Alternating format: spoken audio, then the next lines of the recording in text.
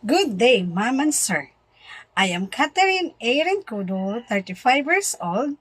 I was born on November 30, 1988. I'm married and Filipino. I am a high school graduate. I have two daughters and two sons, ages 17, 16, 7, and 1 year old. I work in Kuwait for 7 months as domestic helper because my employer didn't give me a food and overworking hour.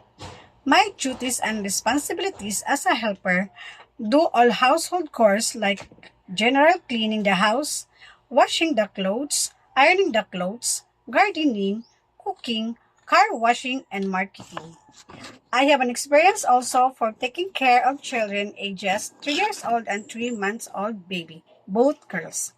Here in the Philippines, I have also experienced taking care of elderly for almost 1 year and a half, age 67 years old, girl. To my future employer, Ma'am and Sir, if you hired me as your servant, I will promise to do my very best and serve your family with sincerity and kindness. I am trustworthy person, hardworking, loyal, and honest. I will treat your children as my own kids. I am well experienced and well matured to handle my responsibility at home.